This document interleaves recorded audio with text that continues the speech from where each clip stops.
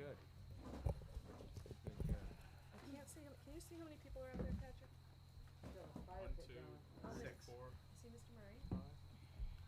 Desperately need glasses. Okay. I don't know. Less than 10. Is everybody here? Everybody's ready. I just need to. Are you okay, Mark, if I take my mask off while I speak a little Totally bit? fine, yeah. 7, we got 8. Patrick, are you okay if I take my mask off while I We speak? wouldn't miss the mosquitoes. But if you're not, No, say she's it. here. Grana. No? No, I'm okay. I got mine on, so we're good. You're not Grana's okay? on. You might Okay. want to keep it on. Okay. All right, Rob says, no, it's okay if you're not comfortable. Why would you even ask? You're 2 feet away from him. It's really stupid. Why would you even ask? You're What was 2 the feet question? away from the superintendent. You're asking to take your mask off. We've been together For a now for the moment, last, Kate. like, how many months we've been together? You know? I don't know.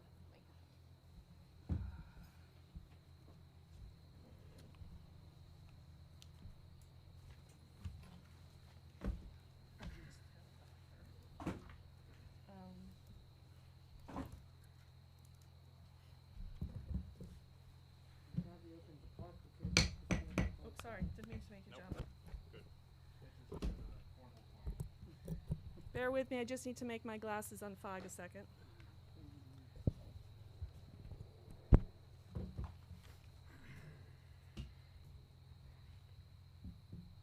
Big Sean. Big Sean. Very intimate.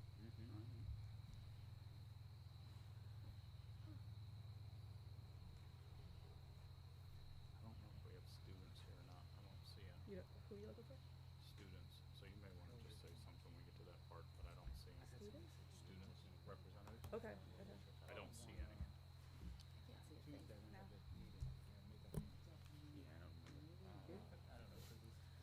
Okay, I'd like to get started for this evening's meeting. I'm having trouble seeing. Steve Rendell, if you can give me a wave that you can hear me. Perfect, thank you. Mr. Murray, most importantly, can you hear me? Okay, great. We're now resuming our open session of the Sparta Board of Education public meeting on September 24th, 2020, Dykstra Park, Sparta, New Jersey. I'd like to thank the township for their help in pulling together this evening's meeting. Please bear with us, as it is our first outside meeting and our second live stream meeting. We did have some serious technical difficulties with our first live stream meeting last month. Our IT department has worked hard to resolve those, and we expect this night to be very different, significantly different than last month.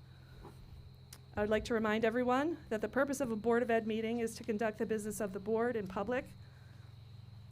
There will be 2 opportunities for public to comment. First opportunity is agenda items only. Second opportunity, we can discuss any item. Let's get on with the meeting. I wanted to make a motion before we start. I wanted, Flag or no? We have to do the flag salute. We gotta do the flag. We Okay. have, Flag salute. let's pledge. What's that? Is there a flag out here? I just need the Doesn't time. matter. Can somebody give me the time? Do you have a, It is 7:45. thank you. There's a flag over there. Can we, Mr. Smith, can we have a roll call, please? Mrs. Anderson, Here. Ms. Bragg, Ms. Here, Grano, here. Ms. Grano, Here. Ms. Hoover, Here. Ms. Madison, Here. Mr. Morris, Here. Mr. Ventresca, Here. Dr. Zawicki. Here. You know what I mean? It may Yes. fall into one of those categories. Okay. Thank you. Join me in saying the pledge. We have a flag behind Mr. Ventresca. I pledge allegiance to the flag of the United States of America and to the republic for which it stands, one nation, under God, indivisible, with liberty and justice for all.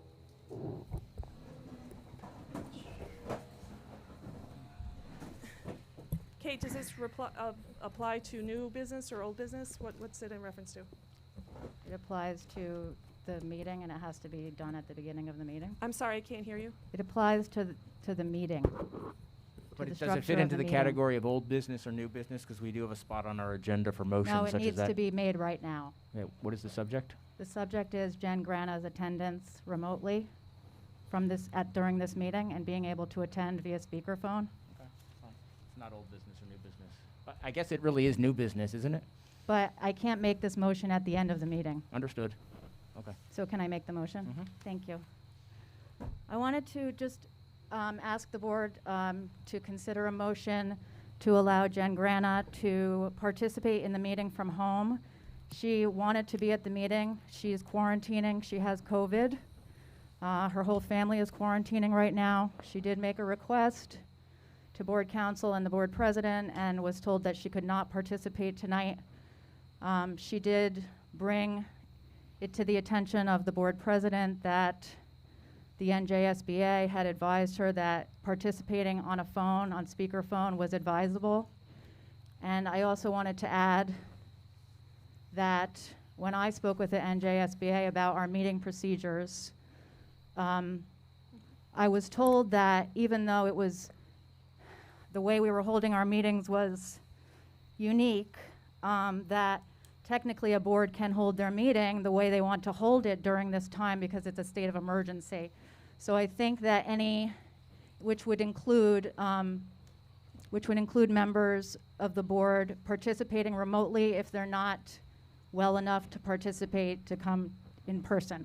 So all I'm asking is for the board to consider that we get Jen Grana on the phone and let her participate in this meeting and vote on the things on this agenda. Yeah, we need a second. Okay, do I have a second? Second. Discussion. Discussion, please? Discussion? You want me to weigh in on that? Not yet. Is there a policy around this? There is no policy. It was discussed extensively prior, and there is no policy, which is why we have not done it up until this point. It was my suggestion after discussing with Mr. Zittimer, our board counsel, that we discuss it in the policy committee, come up with a policy, if that's what the board chooses, if that's what the committee chooses, and move forward with that. I think we need to be consistent with what we have been doing. So on our committee meetings, if someone can't attend, they're virtual. We have Board of Ed, several Board of Ed meetings where people were virtual. I see no reason why she can't attend. She's a member of this board. She wasn't barred. There's nothing She has pressing her. She has to quarantine. Well, in So you could still talk on the phone when you're at home. What are you talking about? She has to And I quarantine. I'm still- talking about virtual. Okay, all right. Oh my God. Misunderstood. Jay, I didn't hear what you said. Could you talk right into the microphone? I just said she has to quarantine. That's it. I meant through a phone. There's no reason why she can't be part of this meeting. She's part of the Board of Education. She's doing her job. She's quarantining. So let her get online. Let her hear. Let her be a part of it. I agree 100%. Now But I gotta get obviously my we'll pen. be voting. I mean, I agree too. I understand that. I understand the the need for policy, but I think these are extenuating circumstances, and it is we are operating under very, state of emergency kind of conditions. So I don't see there's any harm in letting Jen attend by phone. I mean, we couldn't live stream the meeting because we didn't have a policy for it. Say that again, We Kurt? couldn't live stream the meeting because we didn't have a policy for it, Correct. and we didn't make exceptions then. And just so the full board knows, I just got this request shortly before the meeting. Board days are very busy days for me, and it's not like I had this and had a lot of time to pursue it and research. It really Jen presented this just prior to the meeting. But why is that? I'm just wondering why it has to be such a big discussion. Like, I'm quarantined. I'm attending virtual. Right? You know what I'm saying? Like, we make things so difficult. Mhm. It's very simple. We make things very, very difficult. You know, and I'm not being rude. I'm being just dead serious. Thank you. Serious. Not being rude. Okay, so we had a second from Jay. Kylan, I'm sorry. Any other discussion points? What are we gonna do when she's on the conference call and she can't hear, and we can't hear her, and how is that gonna hold up the meeting? It's gonna probably Well, be a which is why I really wanted some time to flush this out and not, have an hour to spare to. Like, I'd be more confident if we had like a landline Well, and I also It wish would be everybody. from a landline. than a cell I also phone. wish everybody here at this table understood how much time goes into planning a meeting and having an outdoor meeting. There is a lot of work that goes into it. You could It put it on doesn't- FaceTime. And it works until it doesn't work, right? And then it's plan B, and then what, it was one more thing thrown in at the last minute. Okay. So to your answer, Neve, I don't have any answers for you because we haven't been able to talk it through. This is really the first Yeah, discussion. Kim, I totally hear you, and I don't think this isn't, no one's criticizing. Yeah, this is not you. about I the mean, decision. I'm just saying we could try it, and if it doesn't work, we won't hold up the meeting. We'll just keep going. Okay, you know? so can we have a vote, Mr. Smith? Mrs. Anderson, Yes. Ms. Bragg, No. Ms. Grana, Yes. Ms. Grano? Oh, that was me. No, Ms. Grana Grano. Grana's not voting, right? Grana's not here. No. She's not here, so she's out, okay. Ms. Grano, Yes. Yes, I think that's what I said. Ms. Hoover, Yes. Ms. Madison, Yes. Mr. Morris, No. Mr. Van Tresca, Yes. Dr. Zawicki. Yes. That motion passes. Okay, thank you. Kate, would you please call her and bring her into the meeting? Do her live, do her FaceTime.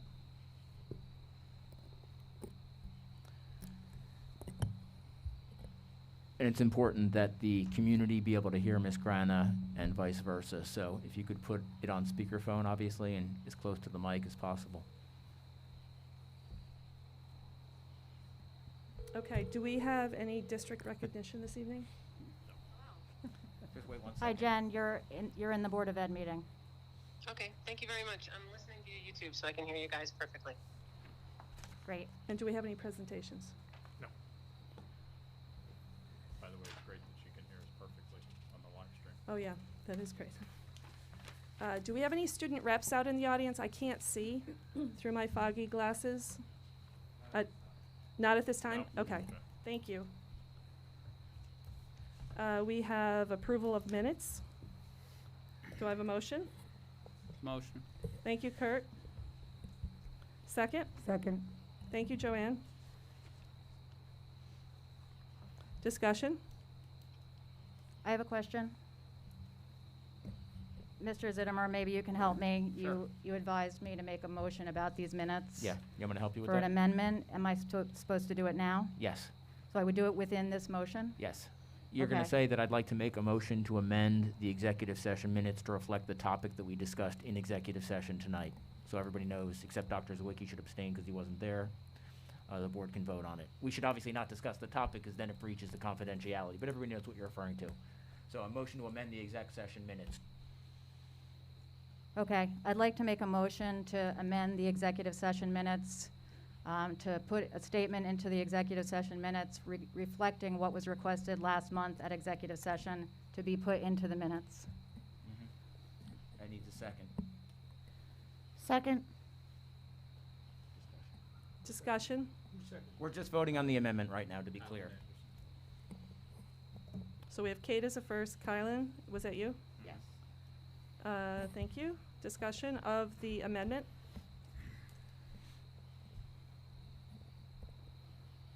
Okay, can we have a vote on the amendment only? Mr. Smith? Ms. Anderson, Yes. Ms. Bragg, No? Ms. Grana, No. Yes. but she's Oh, on the sorry. phone. Oh, I forgot she's on the phone. She can't, she wasn't in exec session. She wasn't in an exec session. She should abstain as well, since she was not She pre- abstains, present okay. during the Ms. exec Grano? session. I was in the August 27th executive session. Do you know what she's referring to, Jen? I'm sorry? Kate, can you ask her, please? Do you know what I'm referring to that's not in the Yes. minutes that I want in the minutes? Do you? Yes. Do you, Dr. Zawicki? I If do you not, so I'm at a disadvantage then. Right. So that another member who wasn't in executive session tonight gets the vote and I don't. Well, if she That's- knows what she's talking about, she can. If you do, you Okay, can vote. So as does well. that mean it was discussed outside of executive session then? No, it was Then how would they know what we discussed The just last now? executive. So yes, it would have had to have been discussed outside of exec session. So Unless, how- that's unless what she I'm was saying. present in the exec If that session, was- which no, she but was. if the matter was discussed tonight in executive session and neither myself nor Ms. Grana was present, how does she know what we're talking about? If Ms. Madison discussed with Ms. Grana that she was going to make a motion to amend the minutes tonight, and Ms. Grana is aware of it, I'm okay if Ms. Grana votes on it. Thank you for the clarification. Okay.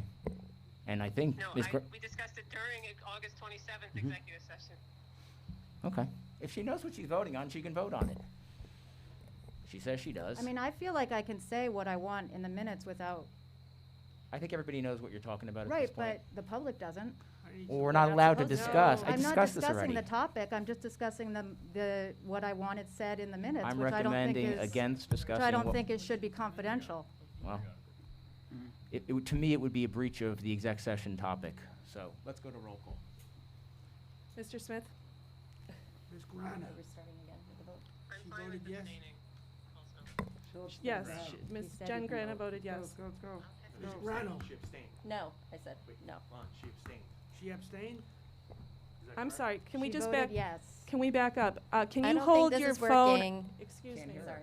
Sorry. We can't hear You her. can call Jen, it's fine with me, you asked me to call her. Can you please hold it up to the phone so I can hear her vote? I can hear I just can't hear her vote. it. Okay. Can you, can, Yes. thank you. She's voting yes? Jen is voting yes. You gotta get on the mic. Now Neve, Okay, she's voting yes, all right. So, Ms. Grano voted no. Ms. Hoover, No.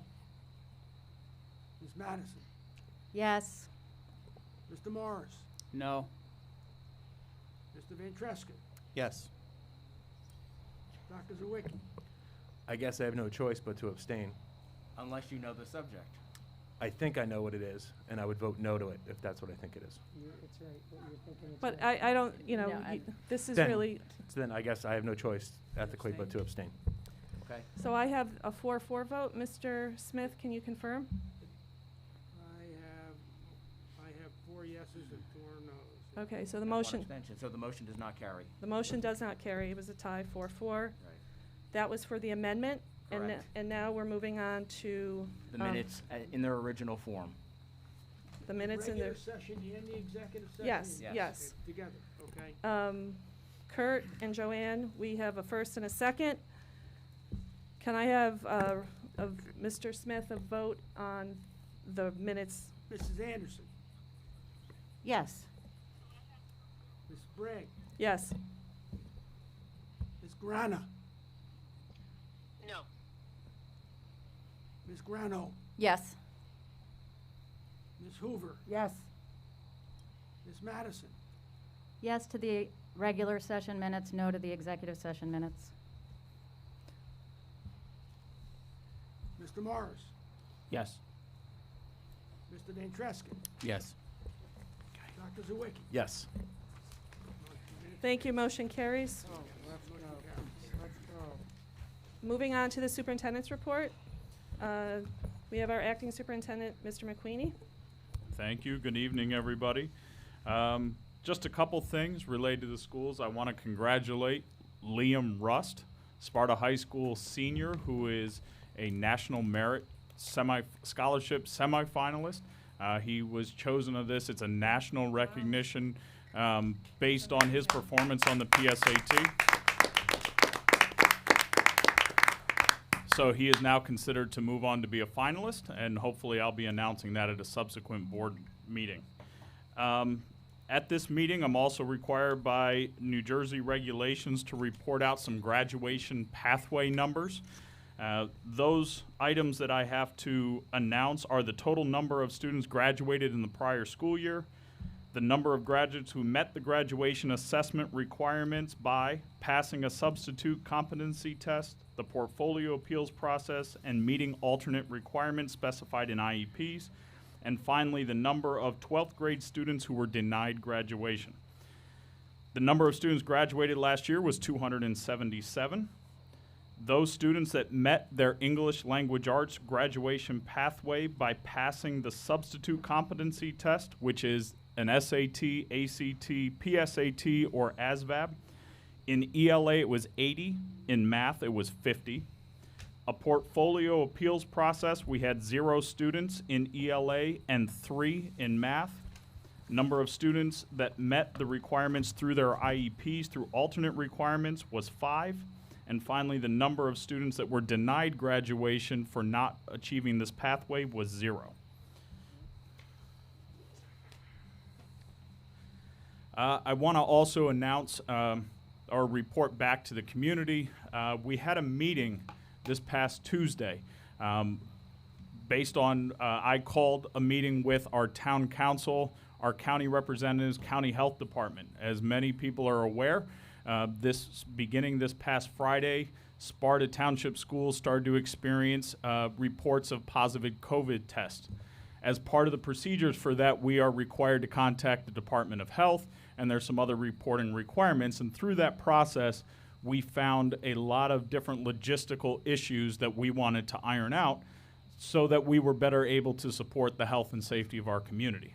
So I reached out to some members of our board, Mrs. Bragg, the board president, Dr. Zawicki as the return to school chairperson, and Miss Kate Madison as our township liaison, to represent with me with Commissioner Hertzberg, Carol Norvit, Health and Human Services Administrator for the county, Mr. Bill Close, Township Manager, trying to remember everybody there, Mr. Chief Spitaletto, Sparta Police Department, Steve Levinson, Consultant to the Township, and Mr. Gregory, our Director of Operations. And participating virtually was Councilwoman Christine Quinn and Councilman Dan Chiarello. And the intention of the meeting was to begin dialogue about how the district, the township, and the county could work together to share information and resources to help support our community during this pandemic. It was about a 2-hour meeting, a lot of great exchange of ideas, which actually resulted in a resolution that is being proposed to the township, to the district, and to the county to memorialize our willingness to cooperate, collaborate, and support our community. So I want to thank all those involved for great dialogue and their willingness to work together. We're hopeful that we will see some great benefit from this for our district, but also the residents of the township as we work together to stop the transmission of this virus throughout the district. Another item that I'm announcing tonight, earlier today, I was approached by a local medical professional who expressed to me his concerns regarding the COVID outbreak that we have seen at Sparta High School. According to the Department of Health, they have deemed it an outbreak, and it's something that we are looking to control. As a result of my conversation with the Department of Health and with the local medical professionals, I am delaying the return to school for our kindergarten and first grade students by 1 week. We are going to give it time to allow the Department of Health to continue investigating the positive cases, do their contact tracing, and be proactive so that we do not introduce this virus into our school buildings where it is not already. This means that beginning October 5th, Monday, October 5th, our kindergarten and first grade students in the B cohort will begin their in-person instruction. We are going with the B cohort to maintain the district schedule of cohorts. If you go to our COVID website, there is a calendar that delineates A and B weeks for our split sessions, and we will begin with them, cohort B, for kindergarten and first grade on October 5th. On October 12th, we will be continuing with our plan for second grade through fifth grade to begin attending on their cohort A. So information will be coming out tomorrow. It was a difficult decision that we made, but one that we wanted to be proactive about to continue to ensure the health and safety of all in our community. And I believe that's all for my report. Thank you. Does anybody have any questions for Mr. McQueenie before we move on? I would like to make a comment. I would like to commend.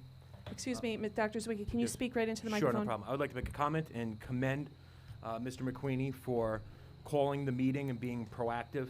I think the resolution is fantastic. I think it was great to see actual collaboration happening between the school district and the town council and the township administration, as well as with the county. I want to thank Commissioner Hertzberg, Councilwoman Quinn, our township administrator, and also our chief for doing such a good job with this. And also, Mr. Gregory deserves a shout out because he's the point person for all this. But I think the most important thing for folks at home to understand that because of that meeting, there's going to be a decrease in the lag time that occurs from when the district finds out about a positive COVID case and when there's a handoff to the Department of Health. And so having our nurses trained and funded by grant funds through the township or the county to be able to do some of that extra legwork, particularly on weekends when the county is really busy or not able to handle the contact tracing, actually is going to accelerate the contact tracing process for that handoff. And if there is a quarantine that's required, get our kids back to school earlier and get them back on the fields earlier. So I want to commend the superintendent for being so proactive with this and bringing together the stakeholders, because we haven't always seen that. I think it's your credit for doing that. Thank you. Can I ask a question about the meeting?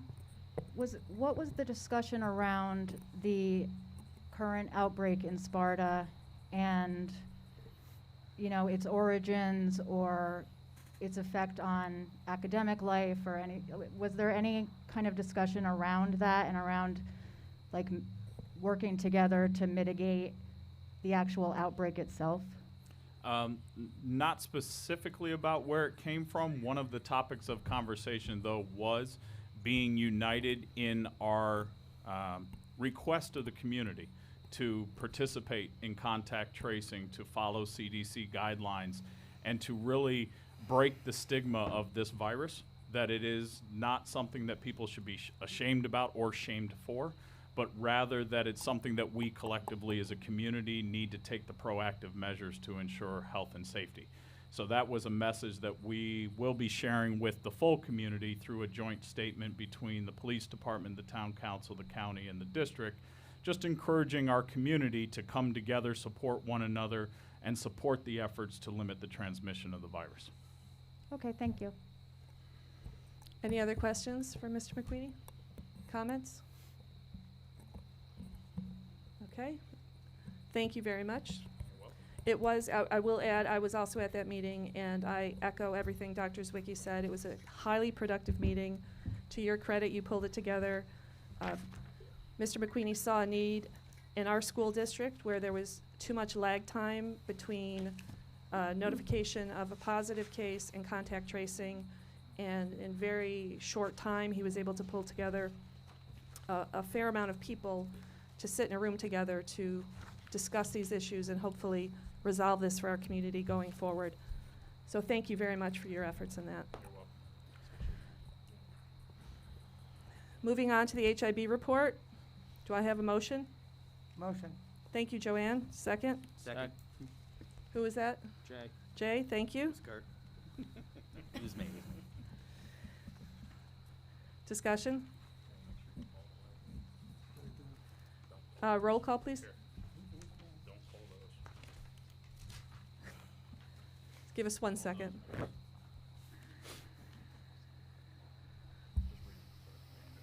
Ms. Anderson, Yes. Ms. Bragg, Yes. Ms. Grana, Yes. Ms. Grano, Yes. Ms. Hoover, Yes. Ms. Madison, Yes. Mr. Morris, Yes. Mr. Van Treska, Yes. Dr. Zawicki. Yes. Motion carries 9-0. Thank you. Oh, you're right. Do you have any communications?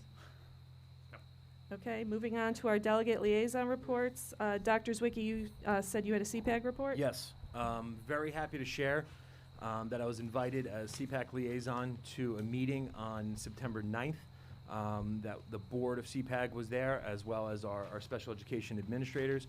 It was a really productive meeting. Some of the highlights that we spoke about, we're having 6 to 8 events, and those events, whether virtual or in person, are going to be open to all families, and also promoting that through the other PTOs. to build awareness about what CPAG does as a place to network and build awareness around special education for our special education families. Some of the other things that we talked about is the district is in receipt of a grant on inclusive practices. So we're going to be doing a lot of education for parents on what inclusivity means and what inclusive instruction means. And then I'm very happy, from some of the conversations we had here and in my conversations with the permission of the superintendent with the special education administrators, the district has applied for a unified sports grant, which it looks like we're going to receive. And so we're going to do a lot of education around what unified sports is through CPAG. If you don't know what unified sports is, it's able-bodied and disabled athletes who train together and play together. And I think it greatly symbolizes inclusivity. It's a great mentorship program, and I'm super happy. I'm so excited it's going to be here in Sparta. And so we're going to be doing a lot of education around that via CPAG. And the other thing is that the notifications about CPAG are going to go out to the entire district. And we're going to make sure that there are not, what some happened in the past, that there be conflicting events. Either a basketball game or a Board of Education meeting the night of a CPAG event, and that CPAG gets its own event night the way other organizations do, and that it's open to all members of the community because it's an inclusive organization. So very productive, very excited, and very happy to network with my fellow special education parents. Thank you. I have a follow-up question. Can you give the board an idea of what kind of sports, unified sports, participates in? So soccer, track, basketball. Some places have wrestling as well. Softball as well. So it's pretty swimming. Let's see, water polo. There's a lot. There's a whole plethora in our area in the NJAC where Sparta competes. Track, basketball, and soccer are the big ones. I think there's a push coming for wrestling in the near future. So really excited to see that. And it sounds like it's going to happen for this spring. This spring that we'd actually have this with the grant. So if you want to learn more about it, come to the next CPAG meeting. When is it? That is forthcoming. Okay. So they're working because of the whole virtual thing and now school getting pushed back. I thought you but might that's know, gonna- given No, your- we didn't set on the actual date. So look for communication, I think, in the next week or so. Okay, thank you. I'd like to report. Go ahead, Joanne. So as on the Board of Directors for Sussex County Education Services Commission, Northern Hills Academy is looking for paralegals. Their students are in session. For those of you, Northern Hills Academy services Sussex County and offers many educational services to students in Sussex County, speech therapy, occupational therapy. So they're actually looking for 4 paralegals. Okay, thank you. Okay. Do you have any update from their meeting? Have they been meeting virtually?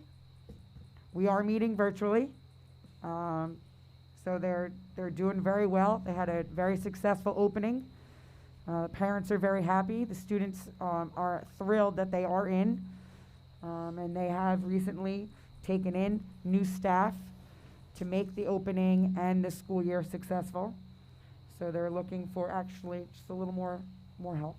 Terrific. Thank you, Joanne. Can I Any- report? Sure, go ahead, Neve. The Sparta Education Foundation, the tournament has been postponed to 2021, and they're also moving forward with the turkey trot, so you can find information on that online. It's going to be held virtually, and I guess you can run it anytime the week leading up to Thanksgiving. Okay, terrific. And instead of a t-shirt, you're going to get a gator. Awesome. Thank you. Yep. Anybody else? Okay. I will add that I attended, in my role as PTO liaison, I attended Mr. McQueenie's meeting today of board, of me and PTO, sorry, I couldn't think of it, PTO presidents and our 5 building administrators. It's a terrific meeting, very collaborative.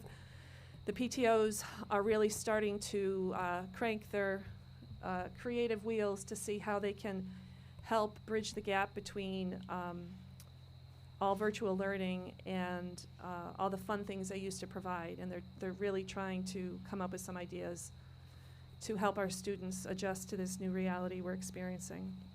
So it was a terrific meeting today, Mr. McQueenie. Okay, now we're on to public comment number 1. I just need to take a glass defogging break 1 second. Excuse me. I can sympathize.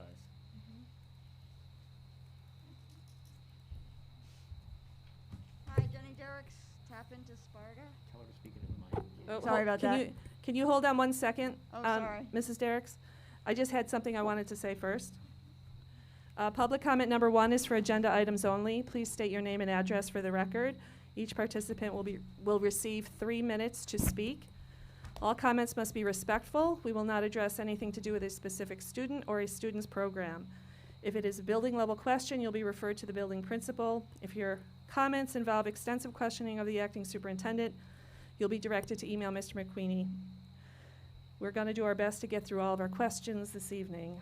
Only 1 comment or question per person, please. Thank you. Mrs. Derricks? Is that you? I It's literally me, yeah. can't see. Sorry. Okay, I just need you to pull the mic down and talk right into it. Okay. I just had a quick question.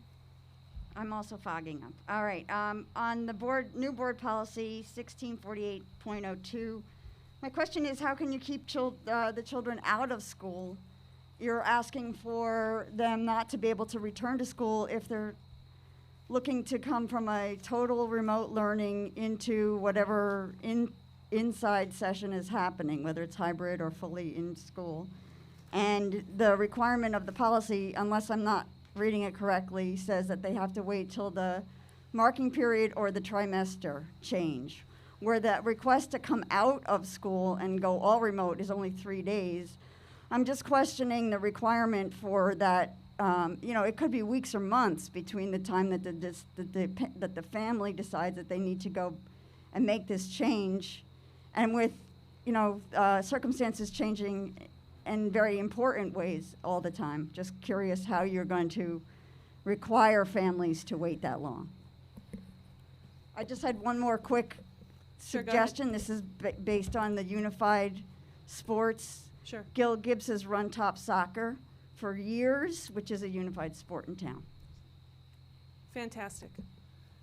Dr. Zwicky, I have Mr. Gibbs' contact information I can share with you if you need it. That would be great to share with CPAC. And we do also have other, Sparta Youth Football has been inclusive, Sparta Wrestling has been inclusive. So our other organizations have been inclusive, but this is explicit for interscholastic competition at the high school varsity level. Okay. So that's the part that's different. But that would be great. As Yeah. many people we can get in this. Yeah, he would be a huge resource, and It thank would you be for that fantastic. reminder.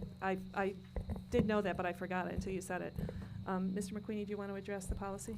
Sure. So the policy was started before we came back to school, and now things are evolving and changing, and we are not going to be requiring them to stay until December 9th, which is the end of the first trimester. We're going to ask families that their situation has changed due to the changing dynamics of what's going on, just to reach out to the building principal, and they can make their adjustment as necessary. I'll have to review it, and if it needs to be changed, we can. I know it has set dates in there, but I would check it for things where we may be able to, at the discretion of the superintendent, be able to be a little more flexible. But if changes need to be made, I'll recommend them to the policy committee.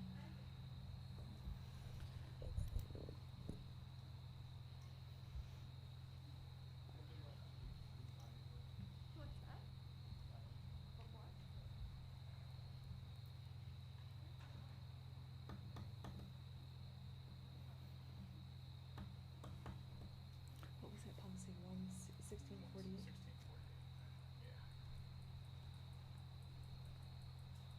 Hello there, Jen Hamilton, 37 Holland Circle. How are you? Good, how are you this evening? I am doing well, thank you. I had 3 quick things. The first one is, might you consider putting together some sort of COVID dashboard for the district on the website? While I love getting emails from Mr. McQueenie multiple times in a day or a week telling me how many students are testing positive. Can I just interrupt you real quick? Yeah. I don't think this is an agenda item, and It's something that Mr. McQueenie addressed himself in his presentation. He talked about the emails that he was sending home and the outbreak that has occurred. So That's it's, technically not an agenda item. the superintendent's report is an agenda item. I understand that, but agenda items really refers to resolutions. But that's, it's at the discretion of the Yeah, board you president. can finish. Jen, we'll have to clarify that going forward, that the agenda items only are really for the items we're voting on. So technically, we would want this in the second one, but go ahead and finish your. I can come back in the No, second one no, for finish. this. You're halfway through. Okay.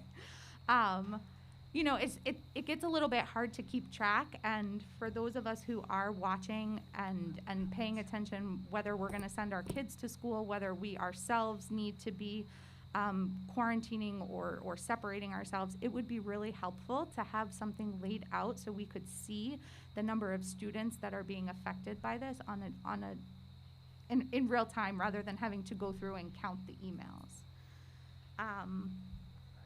I'll save the other one for after then, but the other issue I wanted to just raise as a comment with regard to the first vote that you all took this evening with regard to letting Ms. Grana participate remotely. I'm pleased that she was able to do that. I think it's important as a board member that she be permitted to hear and participate and vote.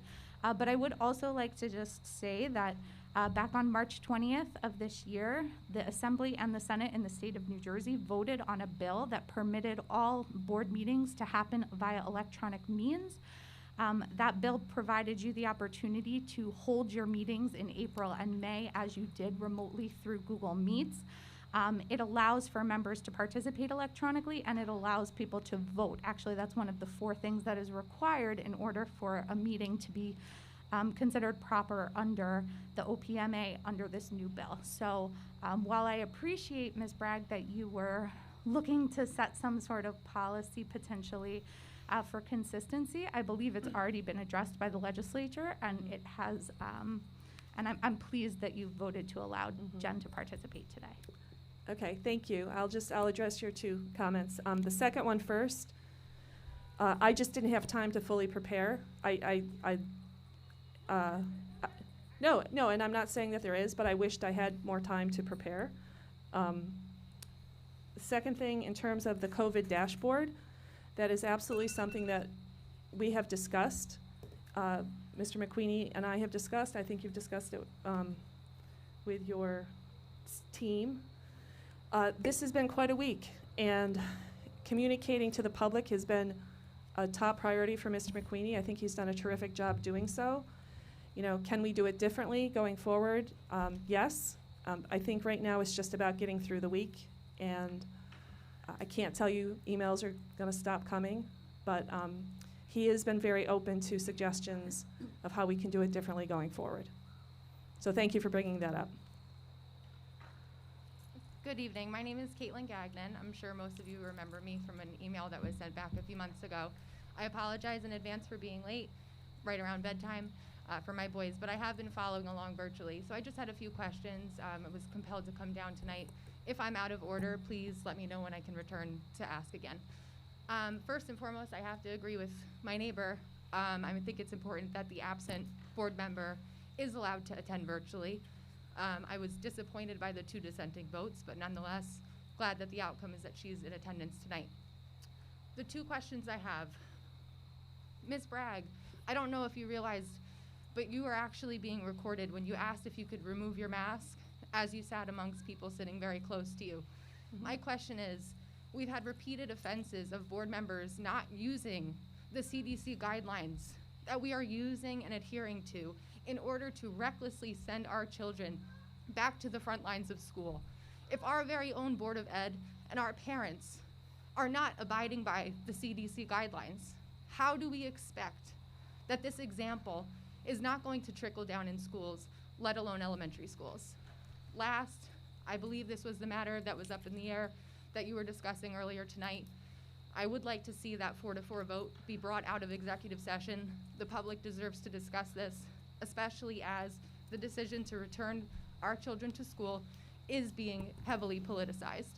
And I think that absolutely is indicative as Mr. Morris sips his water without a mask. Thank you. I would appreciate any Just, could comments. you clarify what 4-4 vote needs to be brought out of exec session? I apologize if I'm incorrect, but if I'm assuming it was the same matter that was brought up in the last executive session and then the last meeting publicly I'd like to prior, know how you know But what how was should we know discussed that? in exec session. I am admitting that I do not know, but just as Mr. Zawicki said, I think we can all assume safely what that matter is. Can we though? Um, I, Rather than bringing it up publicly, I would Okay. encourage the board to do so on their own. okay, so if I could just address your first point. Please. I am really struggling with my glasses fogging up, I am too.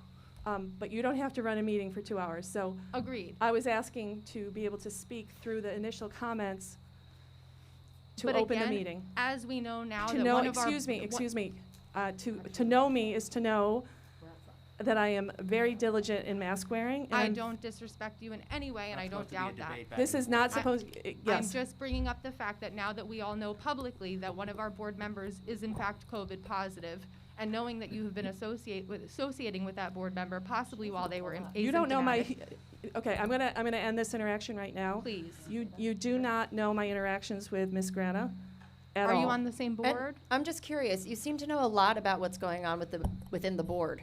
I am. I'm definitely keeping myself well aware. I have two young Right, boys okay. in this How are school. you even possibly doing that if you're not in the meetings? I am can't have board members I talking am in listening public, to a Mr. public Zittimer. stream, course board as members any can member talk in in this public. town We is. can all talk? It's just surprising how much you seem to know about what's going on here. The I public was comments and the watching board gets to last respond. hour. Oh, But any you're member of talking the about board gets executive to session. respond. Nobody's I supposed thought to it was know what only the happens in president. there. Excuse me, For 2 I years, that's how it's apologize. been. You brought Yeah, up yeah, an yeah. executive Okay, matter. and excuse the- me, Mrs. Gagnon, Please. this is really, first of all, this is not an agenda item. This is nowhere on the agenda. This is agenda items only. I think the removal of the mask is something that should be brought up quickly. I apologize if it's actually not the outside, appropriate so- time to bring that up. I can bring it up again later if that's better. I think you've made your point. Okay. I am quite concerned that you seem aware of what has gone on in exec session. I am and that- not. I am watching the that- very stream that is publicly broadcast. And I am when very you decide- concerned that you seem to know my interactions when I don't You're know on you. the board. Do you not associate with fellow board members as you sit the same way that you're sitting with everyone right here, right now? Was this not the same setting as a month ago? When I suggest that you have sat with her, it's not in private, it's as a board member. That at least, and that's why Okay. I said back in August. Thank you, If thank you're you, digging thank you. herself in like- deeper. I would Thank you say for that your way. comments. Can we have our next participant, please? If someone can again address how we plan to let our kids go back to school while we're not abiding by the CDC guidelines. Can I'd I be have our happy to next hear that. participant, please? Without an answer, okay. Thank Wait, you. I'd just like to know if we're all commenting on public participation as it's happening, which my understanding as a board member has always been only the board president may address the public. Well, she kind of got Are like, we just now, totally obliterated. are we now so- allowing other board members to address the public when they choose to? Yeah, but the vice president That's at stepped the in. discretion. we? That's at the discretion of the board president. I agree that generally speaking, the questions that go to the Board of Education should be answered by the board president. Questions for the administration should be answered by the administration. There does need to be order in the way we conduct our meetings. I mean, I would think so, because then the board president can say who she's allowing to speak and who she's not allowing Well, to I'm speak. certainly So that allowing you, doesn't- I'm allowing you to speak So right that now. doesn't seem to, I'm not speaking to a member of the public. I'm speaking to you, you're my board president. Sorry if I misstepped. I will speak to you about this later. Thank you. Go ahead. I guess I'll get I an ethics can't, charge against that's me. fine. Darlene, is it Mrs. Blandina? Yes, Darlene Blandina, 5 Rose Lane. First, I just want to thank you for having the outdoor meeting. I think it's very important that, you know, the public is allowed to come and speak and voice concerns, so I want to thank you for that. Secondly, thank you to Mr. Zawicki for his work on the unified sports. I myself have a daughter out of district. Unfortunately, she'll be graduating this year, but I know a lot of other districts that do it. It's a phenomenal program, so thank you so much for bringing that to Sparta. And then my question is, on agenda item CIS 34-21, it's, What, do you have a page on that? Oh, no, you're looking at a different format. yeah, it's, well, it's the approval for a motivational speaker for Week of Respect at the high school and middle school. Hold on one second. Sure. Let me just flip to it. It's page 17 on the agenda we have. Thank you. It's very helpful, thank you. Yes, go ahead. So my question is, obviously, I'm assuming the date, it says October 7th, October 5th. I'm assuming that's the date the presentation is going to happen. Correct. My question is, obviously, that's going to be virtual. Yes. And I'm just asking that possibly we consider waiting till the kids are back in school. Is this something that is going to be mandatory? They have so much online right now. And my concern is, I know these motivational speakers are very good, but are the kids going to really sit in front of the computer screen and now watch this motivational speaker? And we are spending over $3,000 to bring them to the district. So I think possibly waiting so it could be done in person might, be worth it. So Have you just- spoken to Mr. Spring directly? No, I have not. Okay, so that's who I would direct you to. Oh, okay. Speak to him Okay. as the building administrator. He would be the first person that you should speak with. And then, should you need to follow up with Mr. McQueenie, you can do that. Okay, thank you. You're welcome.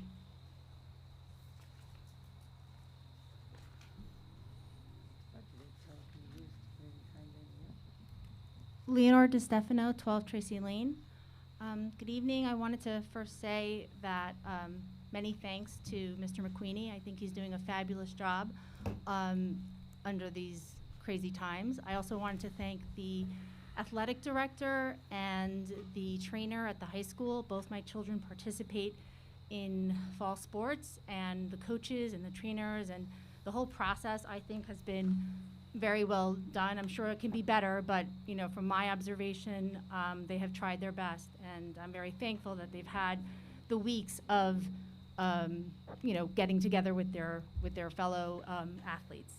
This said, I'm here because I saw the agenda, and it struck me that we did not have a hybrid opening because of staff.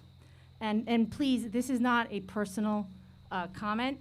And we were informed by Mr. McQueenie that due to staffing issues, we could not begin school with the intended hybrid. Yet when we look at the agenda, there's only 5 individuals that have currently been placed on a leave. And I am not questioning anyone's thought to take a leave of absence, or if anyone falls under any kind of disability, they have every right to do so. But I was really expecting 20, 30.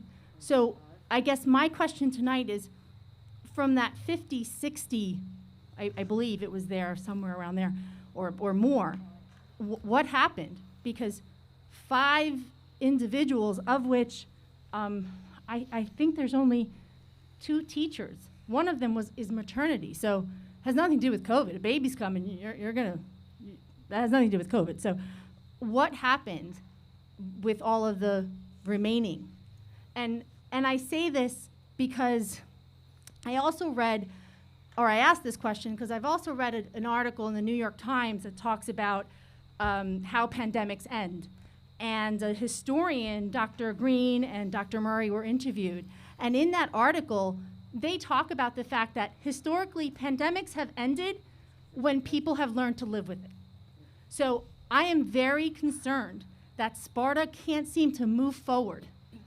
We cannot seem to, yet there are other districts with significantly more individuals, 8, 10 times more than Sparta, yet we are still at home. The teachers are doing the best they can do, the administrators are doing the best they can do, but when is it going to end?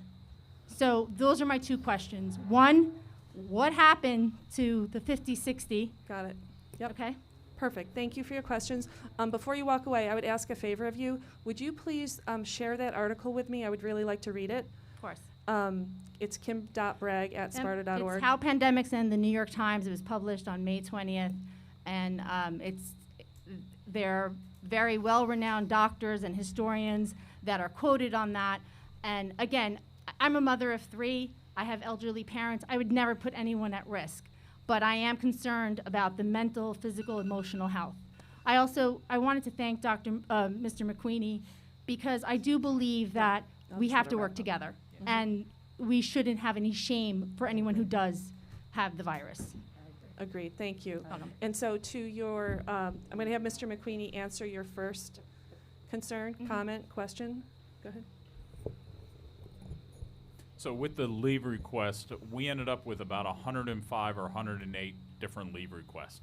And the issue that really presented itself is the timing of when those came in, and I'll let Mr. Zittimer correct my legalese, but each one of those requires an interactive conversation to discuss accommodations.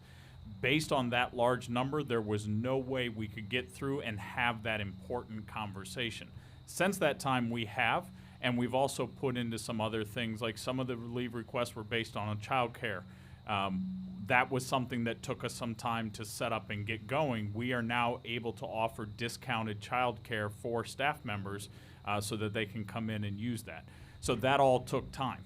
So that's why now when you see a lot of leaves, we have some very talented administrators and have worked compassionately with our teachers to determine what can we do to have you come back in and minimize the leaves. And that just took time to get through, and that's where we're at.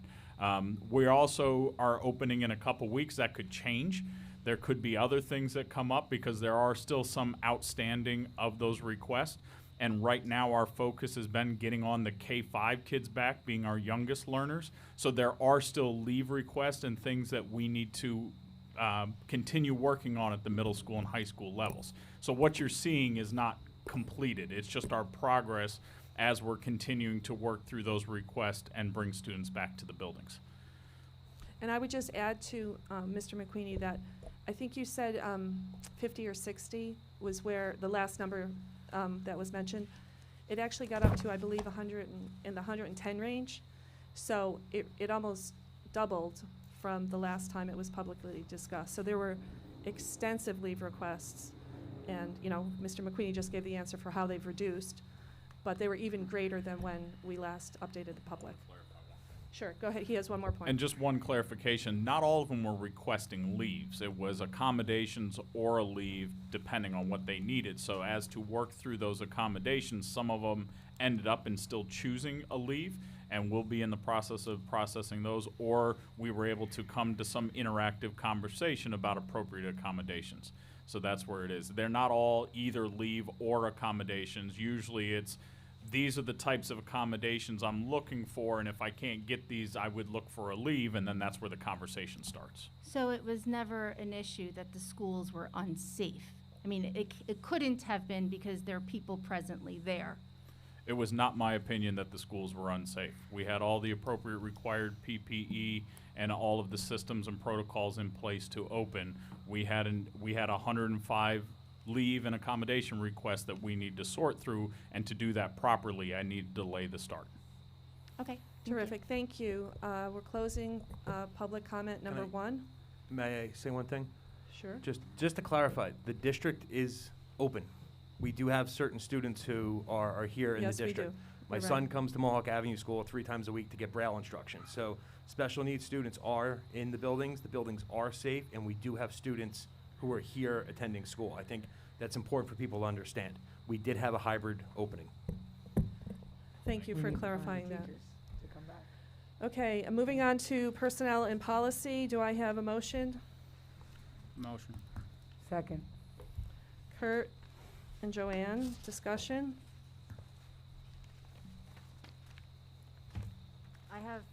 I wanted to talk about the live streaming of the meetings policy. Is it supposed to say? Do you have the number, Kate? I can't even see the agenda, and my glasses aren't working. Yeah. I am familiar with that. It says, on the agenda, it says broadcasting of minutes. Is it supposed to say meetings? That's my first question. Yes, thank you. Okay. And when I was reading over in preparation for this meeting, the wording of the new policy, there was a couple things that came to mind. First was that I felt that Mr. Zittimer at one point in a meeting, and I don't remember which one, had said that technically we did not need to make any changes to our current policy in order to be able to live stream meetings. That's what I remember. So I'm just, I have some objections to the wording of the policy because I think it's too rigid. I think it puts in place a process that we don't know how it's going to work a couple months down the road. It's pretty restrictive, and I think that we could go forward live streaming these meetings the way we are now without putting something like this in policy and voting on it right now. So I'm not going to support it tonight for that reason, but I do very much support live streaming the meetings and always have. So that's not my issue at all. My issue is that it's actually too restrictive in this policy, and I don't think there's any need to be that restrictive. Any other discussion? Oh, sorry. Go ahead. Anyone, before I go again? No, you can go, Kate. Okay, so I also had a question about the addendum, PP 7321. I was wondering why that wasn't discussed in personnel this month. That says superintendent to hire staff between BOE meetings. So this came out 6 or 7 hours before the meeting today. So before he will address that directly, specifically why. In the past, one thing that used to occur would be that we would get to a board meeting and there would be an addendum at our seats. And I spoke to Mr. McQueenie and explained to him that that needed to change. I think it needs to change, and that if there is an addendum, it needs to be shared with the full board prior to the meeting. Addendums are last-minute items. I do think we can perhaps do a little bit better and make it more than 6 or 7 hours. This is a step in the right direction. That's why you got it today at all. And Mr. McQueenie, would you like to explain the actual? Sure. Thank you. We, through this process of us returning to school and looking at grades 2 through 5, we are seeing some of the decisions are to potentially resign or to choose that leave. So at this time, I don't have something for the board, but maybe tomorrow, maybe Tuesday, we get a leave and I need to quickly turn around and then hire someone into that position so that we can continue returning to school. So what this does is it provides me with the authority to go ahead and say, yes, they can begin, they can start, and then the board would then retroactively approve that.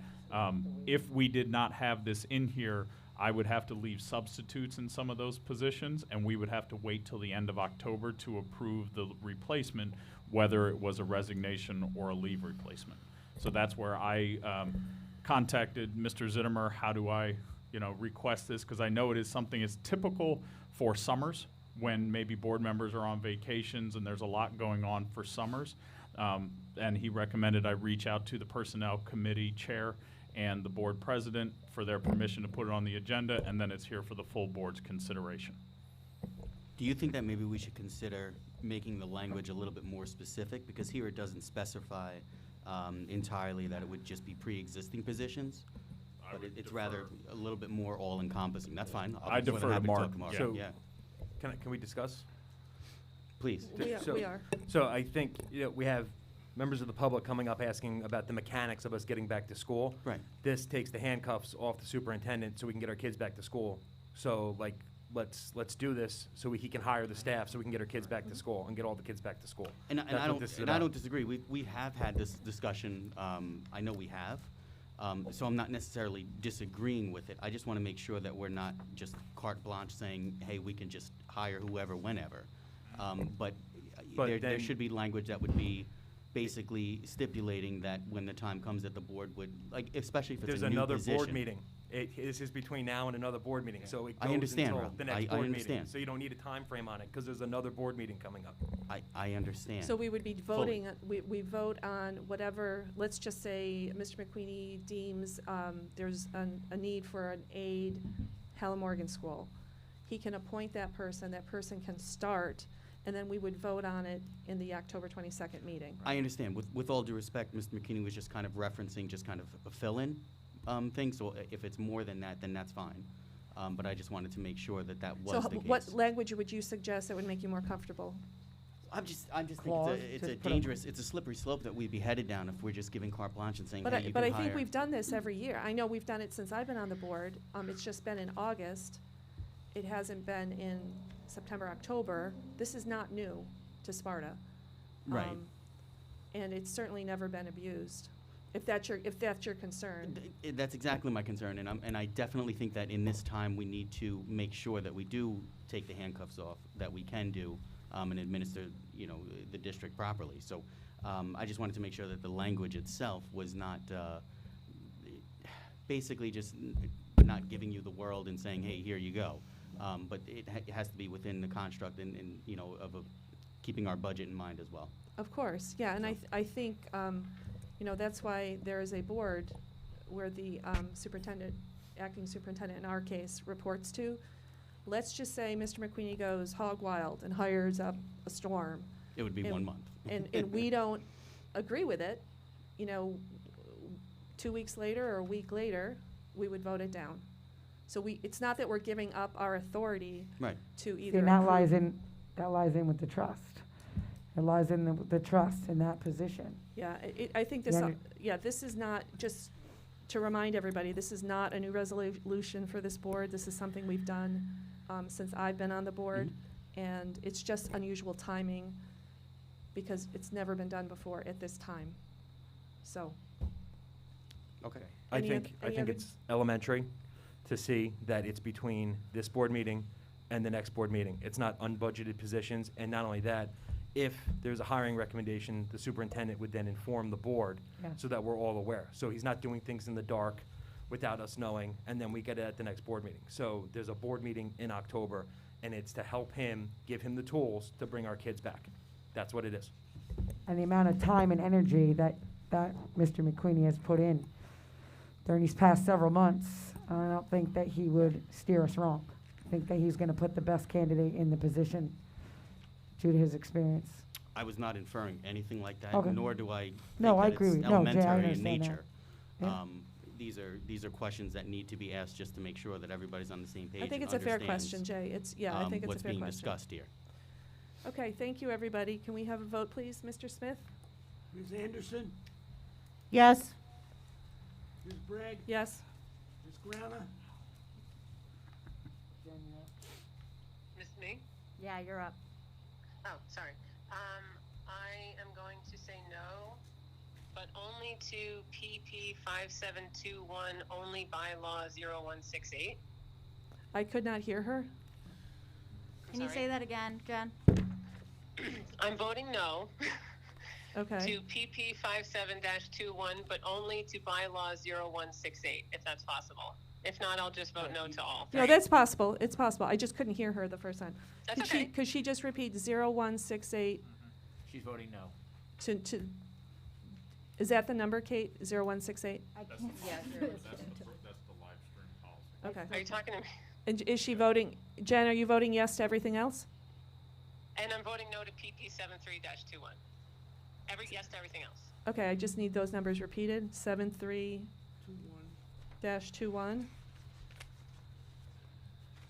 is a no, and then everything else is a yes? Yes. Okay, thank you. Go ahead, Mr. Smith.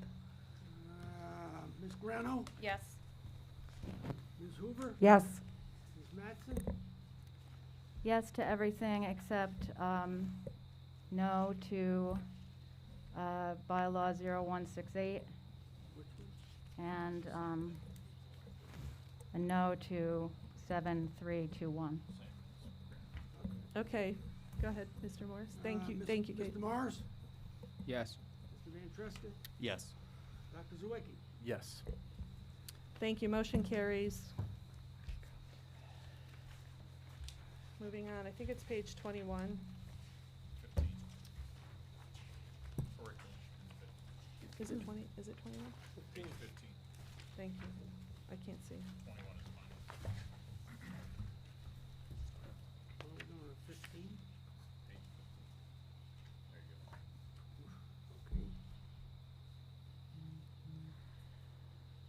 Okay. Okay, do I have a motion for CIS 32-21 through through 40-21. Motion? Thank you, Kylan. Next, second, please. Second. Thank you, Neve. Discussion?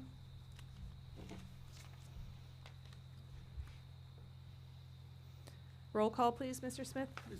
Anderson? Yes. Ms. Bragg? Yes. Ms. Grana? Yes. Ms. Grano? Yes. Ms. Hoover? Yes to everything, no to CIS 3421. Hold on one second, Joanne, please. No No on to 34, did you say? 3421. Okay, thank you.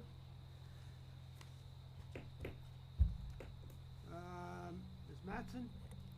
Yes to everything, no to 3421. Mr. Morris? Yes to everything, no to 3421.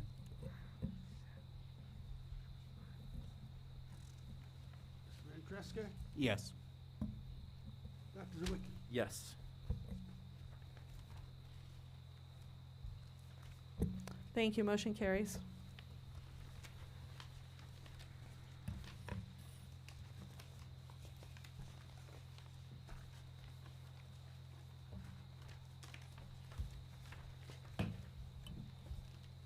Oh, what page is it? I can't see.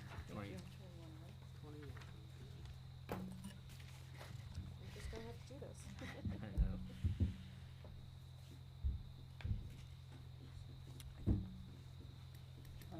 Okay, do I have a motion for FIN 3121 through 3821?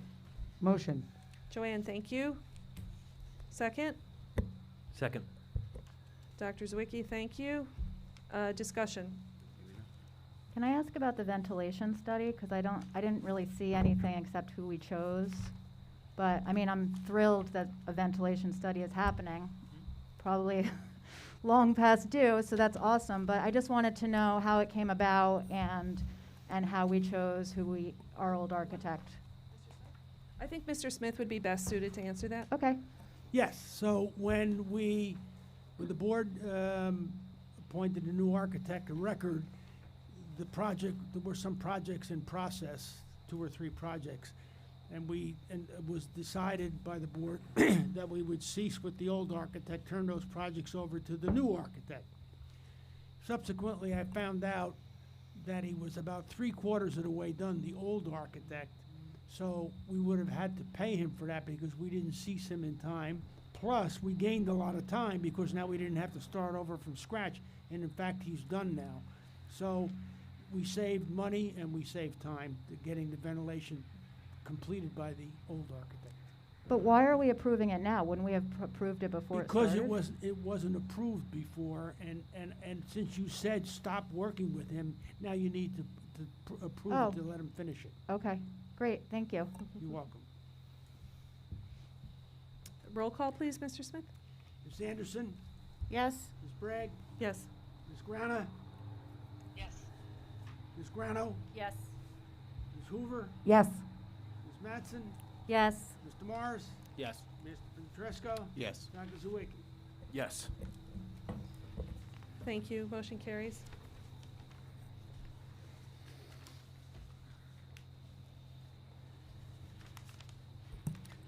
Do I have a motion for OPS 07-21 through 09-21? Motion. Who was that? Kylan? Thank you, Kylan. Second. Thank you, Joanne. Discussion?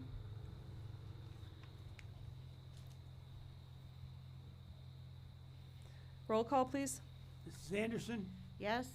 Ms. Bragg? Yes. Ms. Grana? Yes. Ms. Grano? Yes. Ms. Hoover? Yes.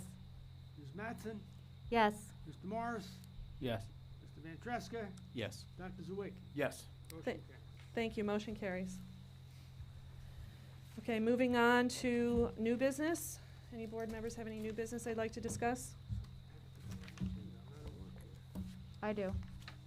I wanted to just have a board discussion if anyone's willing about reopening, and what everyone's thoughts are about it at this moment in time.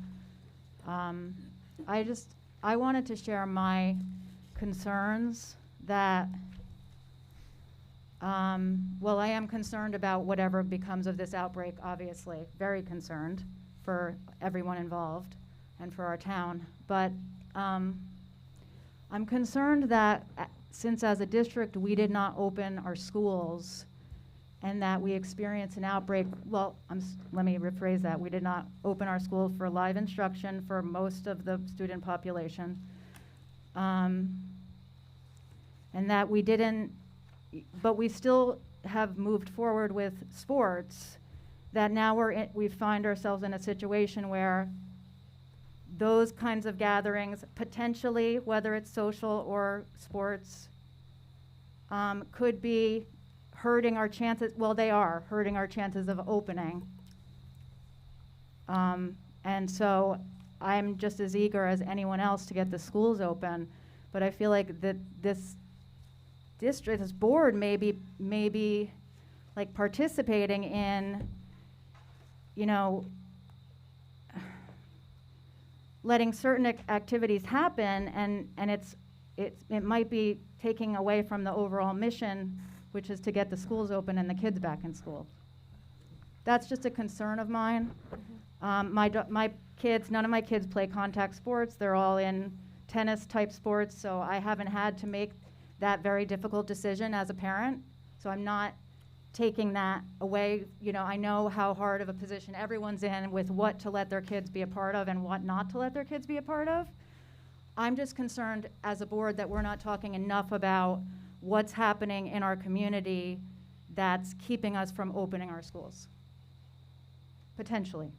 And I just wondered if anyone else thought that that might be an issue, or if it's an issue for anyone else. Just one second. Joanne, did you want to say something? Yeah, I'll make a comment. So as far as the athletics, that whole endeavor is under the NJSIAA. But I absolutely agree. Our students should be in school. With the educational experience, being in schools and seeing kids grow and prosper. The teachers virtually are challenged every day. They are putting the curriculum out there to meet the standards, but the assessment, the lack of missed homework, missed assignments, it's going to catch up. And I think academically they're going to struggle. And I think that, in my opinion, that students should be in school. There's the virtual option.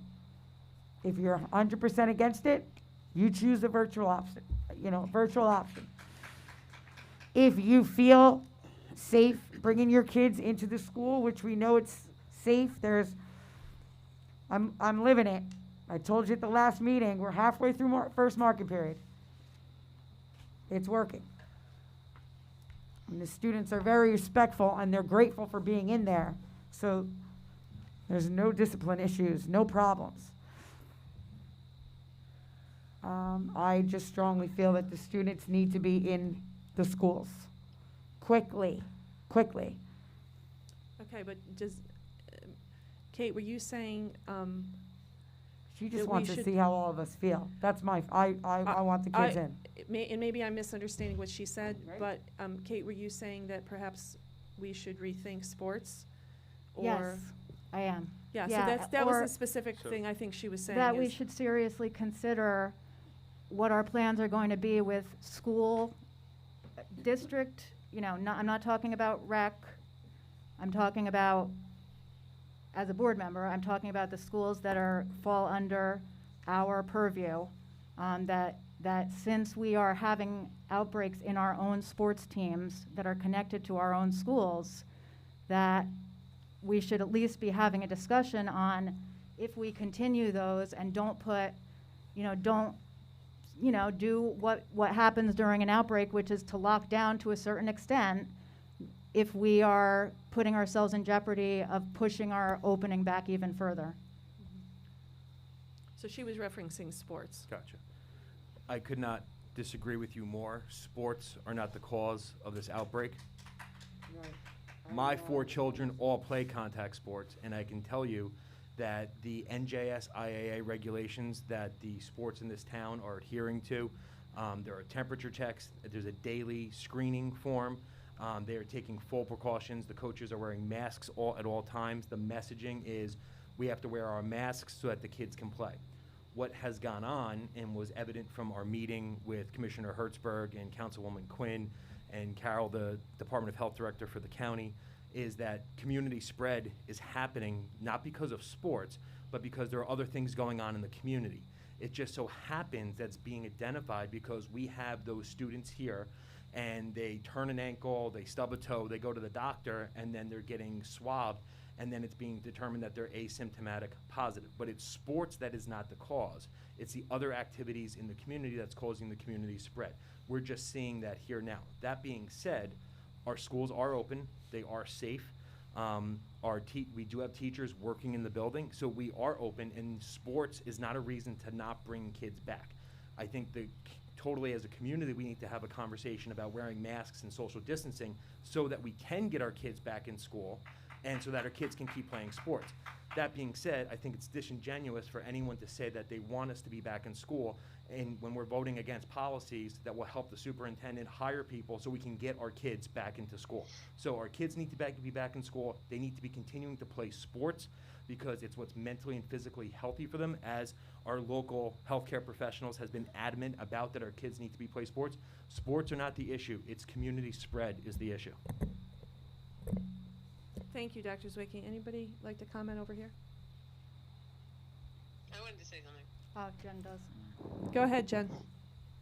I just wanted to say that I'm very torn on this whole entire issue, having, an athletes at home and everything else, and it's really, really a tough one.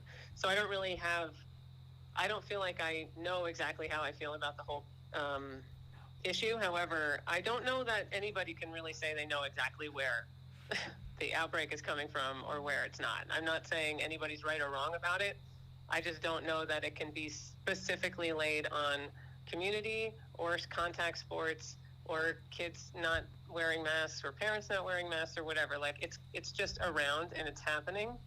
But what I wanted to say was that I just do feel like this is another area where I think it would be very valuable for us to have more conversations like this, where the full board is participating, whether it's a special meeting or, there's a way to, I don't know how to do it. I just feel like this is another instance where we do have a very valuable reentry committee, and I know you've been working very, very hard, and you've been posting your minutes, and they're available to us. It's just feels very much like this is the only area we have to voice any opinions we do have. I just wanted to say that out loud, that I think it's just another place where, as a full board, I think it would be a really valuable way for us to operate as a board of a whole, like we are in other situations. Okay, does anybody, thank you, Jen. Any other comments? Dr. Zwicky, did One you? other thing for new business. At the next meeting, can we get a report on how many AP scholars, disaggregated AP performances to the time of year with some of that when it comes to schools? I think that'd be great for us to celebrate. I know there's lots of good news around that this year. I think it'd be a great thing to celebrate our fantastic AP teachers and our AP students who are doing really well, and I think that's a big point of pride for the district, and I think it's something that we should point out at the next board meeting. Thank you. I would just like to tie back into what the first conversation was, and that is, to Jen's point, we don't know exactly where this started. And from what I'm hearing, that there is a lot of blame going on social media.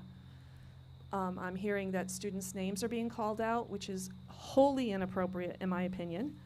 And I'm really disappointed forward. And they won't answer their phone when a contact tracer reaches out. And we really need everybody to be honest and forthcoming in order to minimize this pandemic. So public engagement is key. I know that for sure. And so I would just encourage everybody to lay off the blame game, because what we need is everyone to come forward. Thank you. I hope I didn't come across as blaming any particular group. No, you didn't. Okay, because I'm truly just talking about our entire decision-making process for getting kids back in schools and what we could and should be looking at and starting the dialogue. I'm not No, even I- saying I would support shutting sports down. I'm just saying it should be a conversation. That's it. Yeah, no, and I didn't take it as such. I Thank you. actually was going to make my comments regardless. I had that to bring up at another time, but I felt like since we were talking about it, it was appropriate to do so now. I think it's a valid conversation. It's certainly something that falls under Mr. McQueenie's purview, and I think you're certainly open to suggestions. Does anybody have anything for new business? I'd like to just, actually, it's more of a for good of the order. I'll wait. Okay. Anything for old business? I have something. Okay, go ahead, Jen. Can you hear me, Kate? Or whoever's the closest to me? Yes. Yes, I can hear you. Okay. I just wondered if, I don't know if, I think this is old business, but I wondered if the auditorium at the high school had been considered as a venue for future board meetings, potentially. Yes, yes, it because has, Jen. it seem- Yes, yes, it What? has. Yes, it has. Oh, okay. How come it hasn't been utilized? I'm just I asking. brought it up, Jen. I brought that up. Wait, That was what? one of the first comments I brought up to you, is to use the auditorium. Yeah, I mean, it's just been, Yeah. it's been brought up. I think right now we're limited to 25, so it's certainly been it's been brought up. Okay, so I'm saying that, I'm sorry, it's a little muffled, but the reason why it hasn't been utilized is because it doesn't accommodate the executive order with the 25, you're saying? No, no, no. That Quite. is true, though. It does not. The YouTube is a little bit of a delay, but I guess I'm asking the question committee again before the board meeting. Like, obviously, we can't meet as a full board before the board meeting, the monthly scheduled board meeting, but because you sit in every committee, you have access to every board member's input, and I think that would be very valuable. For example, this one, even though my circumstances are what they are, I was already fighting allergies and a sinus infection. I don't think I would have even been able to sit outside comfortably. And there is no, like we already discussed, there is no option to permit to participate remotely right now for our policy or whatever. But I just don't think it's fair, honestly, to just not even ask us, just tell the board members that they have to be sitting outside in September in the dark, even though there's lights, thank you to the town.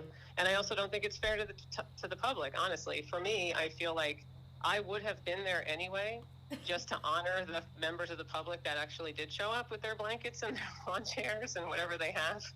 But I just find it kind of baffling that we can't talk about it to maybe come up with other solutions, that to make public participation more genuine and more instant. Also, there's just a lot of, I think, conversations that could be had, and it's possible that we all have a lot of ideas and we just don't have a venue to voice them. So that's why I wanted to bring it up now. I did want to genuinely know about the auditorium, but I also just wanted to put that to you for consideration again. Okay, So thank you. thank you. Any other old business? Okay, for the good of the order? Oh, we have public comment. Oh, I'm sorry, I skipped ahead. Public comment number 2.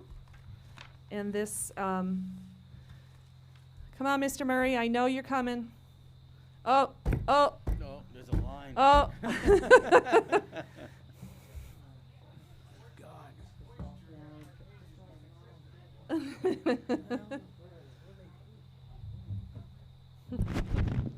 He sent us a long email, Mr. Murray, and so I knew he would be coming. I knew he would be coming because he sent us that long email. Did you see it?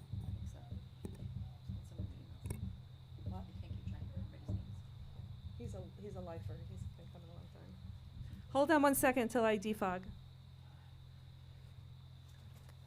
Hi, Mrs. Blandina. Hello.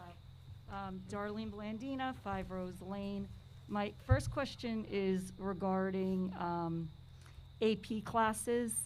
Obviously, they're, with the new schedule and the hour and 5 minutes, the kids are getting a little less time overall during the week.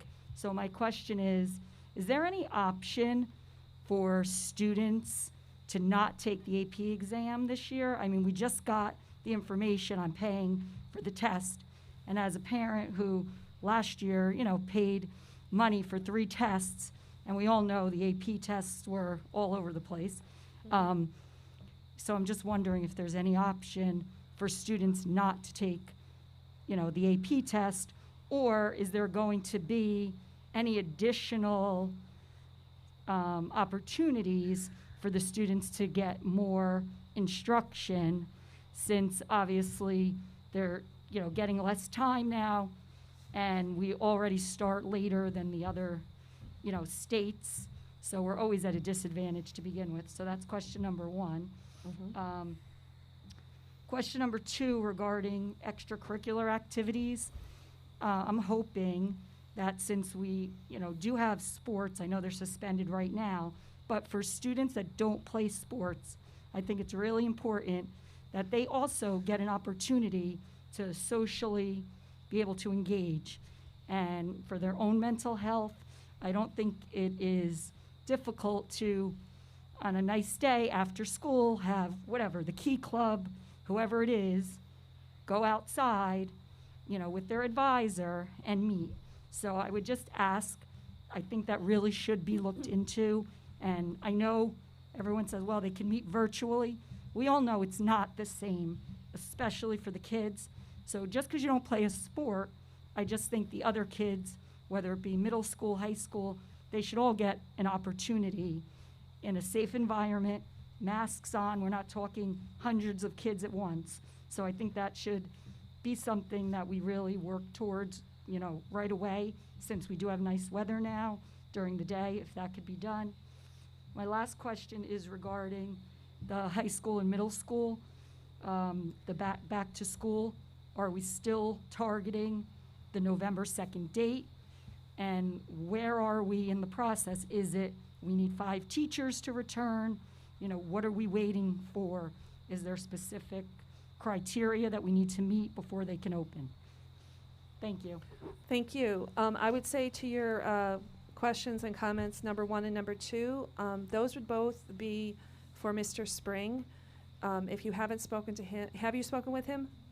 No, I haven't, because I didn't realize that. In the past, I didn't know that. I guess, I don't know if this is new, but I didn't realize that things like this weren't addressed to the board, weren't answered. I didn't realize. So both of those would go to Mr. Spring for sure. Okay. And so I would start with him. Again, if you would then like to follow up with Mr. McQueenie, that would be the proper chain of command. In terms of the middle school and the high school, are we still targeting November 2nd? As far as I know, Okay. there's been, I think I'll be very honest right now, our focus is getting K and 1 in on Right, October right, 5th, yeah, mhm. and then 2, 3, 4, and 5 in on October 12th.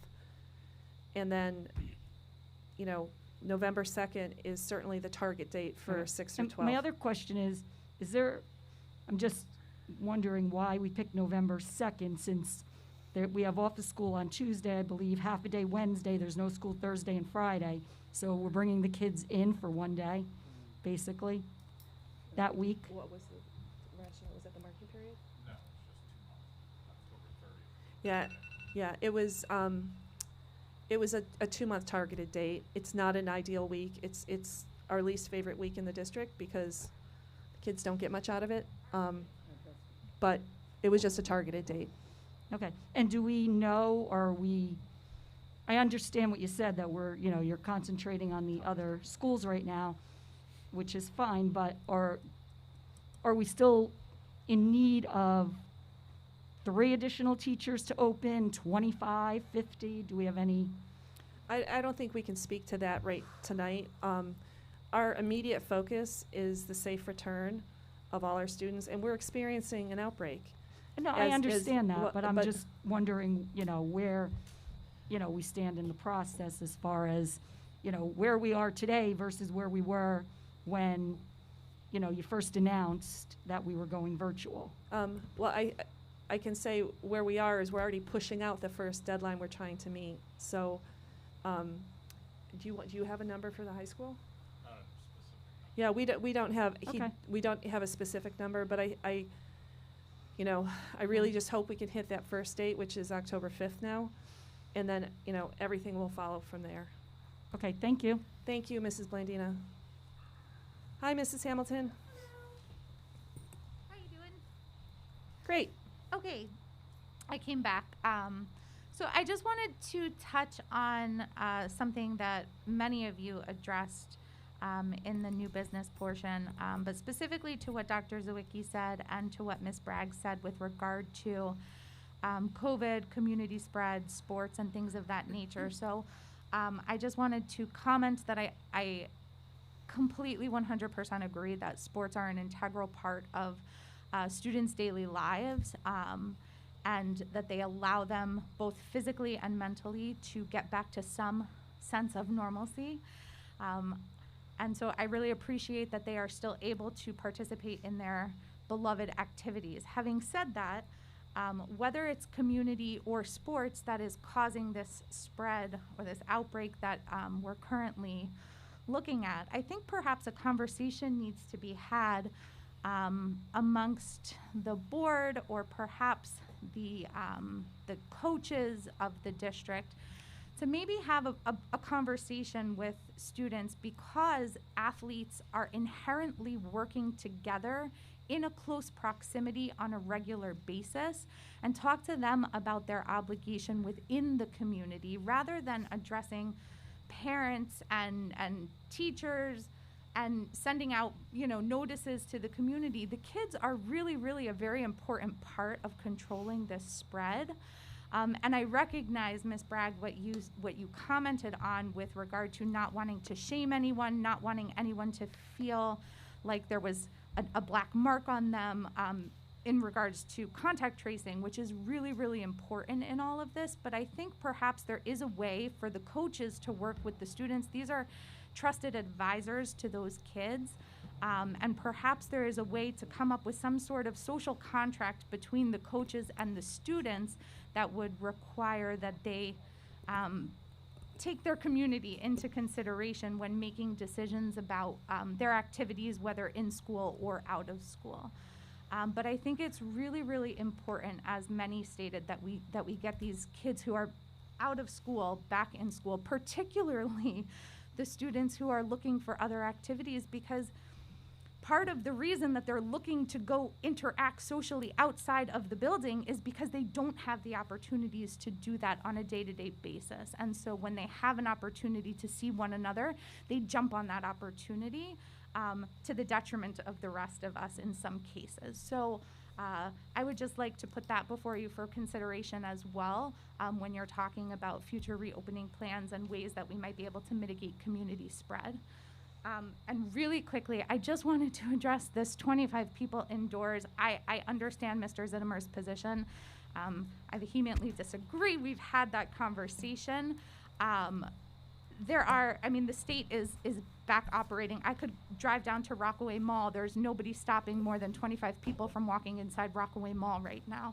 I can go to the movies at 25% capacity. I can go to indoor dining at 25% capacity.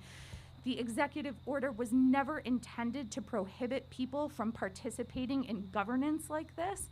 And as the year gets further and further into the colder months, it is going to have that effect. So I would ask that you perhaps seek guidance from the upper echelon again. I recognize that it's been said that you've already done that, but I would request for the good of the community that you do that once again. Thank you. Thank you. Just to comment on your first point, I can assure you that our coaches are very much discussing safety precautions with our students on a regular basis. That's absolutely been part of the re-entry and the students playing sports. They've been a big part of that. The coaches have been very, very influential in that. I don't think that's going to slow up anytime soon. May I make a comment based on that comment? Sure. Two things. I'm really concerned about the vilification of athletes. We don't know, Mr. McQueenie sends out a letter, and then if there is a positive test, then there's another letter that comes from the athletic director. We don't know, none of us know, if all of the positive cases are athletes. So I'm really worried about the vilification of our student athletes. I'm really worried that there's this assumption, because there happen to be cases amongst our sports teams that our coaches haven't spoken to and had that social contract that you referred to. I think we really need to give our athletes and our coaches, who are amazing professionals, the benefit of the doubt. And it is the position of the Sussex County Department of Health that it is community spread. So I think that's an important piece. The other piece, Mrs. Hamilton's comments, the position of the New Jersey School Boards Association is that what we're doing is what we're supposed to be doing. So I think that's really important, that the New Jersey School Boards Association has published their recommendations and we are following those as a board. That's not their exact position. That's kind of manipulating their position a little bit. And this is why we shouldn't have other board members talking during public comment, because it's just not fair, and I don't feel right that I didn't want one person to speak and now other people are speaking. I think we really need to stick with the format that we have established as a board for multiple reasons. Thank you. Caitlin Gagnon again. So I just want to follow up from before as well, not in regards to what I commented, but I do want to thank all of you for being here tonight. I respect each of you individually and as a board. I hope that's never misconstrued. The question that I have, the last one I have for the night, if the reentry plan does commence as scheduled and students are back in school at their, during the anticipated dates, if and when positive cases are confirmed among students, do you have a plan of action in place? And can we maybe be privy to a little bit more of the details regarding that? Does it vary between schools? Just curious as to what that might entail. Sure, I think that's a really important question. Thank you for bringing that up. There are definitely guidelines. Mr. McQueenie can speak to it better. And I believe he's even included the guidelines in the Restart and Recovery plan. It's that 89-page document that I did read that document and I did see them, but I'm curious as Yeah, now that so- we are in a position where there is, obviously a surge in town, I'm curious as to have those plans changed, and are there now more details since that was sent out, a couple months back? Yeah, go ahead. The guidelines provided to us are still the same from the Department of Health. And if you read those, they're written in a flexible manner, I guess is the best way to put it. So it's really guidance for us. So there's not if this, then that. It's if this, then you're gonna consult and we're gonna talk and take direction from them. So it is in the Restart and Recovery plan. I don't have them memorized because they're a chart. And it's if this one, and if you have two within so many days, and it's maybe you'll close, and maybe for a day, maybe for 2 weeks. I can tell you, we haven't experienced it because we don't have the majority of our students back in the building, but speaking with superintendents around the county that are experiencing it, you have to go through it. And so the one thing that I will say for certain is we need the flexibility and the cooperation of our community, because it's very difficult to understand, not to understand the guidelines, but to make sure we're doing and making the best decisions for our kids. And every situation will be different depending upon, is it school transmission? Is it outside? Is it what age group? How many? What classes? There's a lot of different factors. So it hasn't changed. It's the same thing the Department of Health has shared with us, but each situation will require me, and my administrative team to be in consultation with those to determine how we proceed. Thank you so much. I appreciate it. You're welcome. Hi, Mrs. DeStefano. Hello. So you discussed the reopening of K through 5, and we think that tentatively the middle school and the high school will follow November 2nd. My concern is that we've been in this situation for the last 6 months, and during the whole reopening plan and the reopening committee, the thought was to reopen. Yet, what assurance do we have today? What difference is there today? COVID-19 is still here. Yes, we have certain known cases now in Sparta, if you want to call it an outbreak. But the fact is that you can reopen on October 5th, and you're going to allow K through 5 to go in. Are you going to request that they all have COVID tests? Are they going to all have to come in with a medical clearance? I understand the questioning of sports.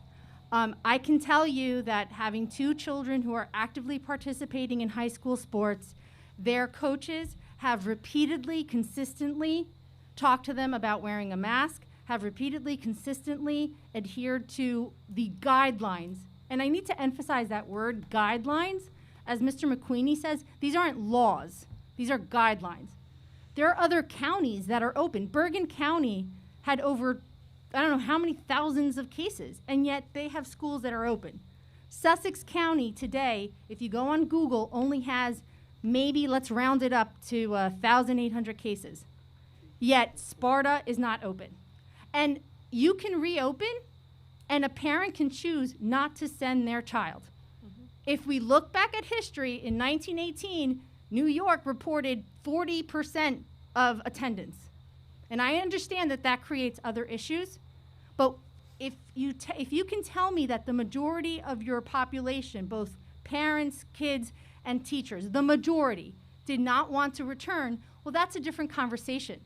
But when we took our surveys, the majority of the parents wanted their children to come back. The majority of your teachers and staff were ready to go back. So what is holding us back? Fear? Is it fear of the unknown? Because you can open on October 5th and a little kid can come down and get sick. Or you can open on November 2nd. And yes, what are we going to do? Shut down again?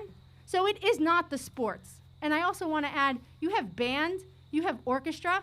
My son is playing orchestra from home. He's limited at home to participate, and they've done an amazing job. Sparta Music has done an amazing job from the very beginning. But it's never going to replace the actual live performance of an entire orchestra. So I don't want to ramble. I am just concerned that we are going to sit here waiting, patiently waiting, and it's going to be the same thing. Thank you very much.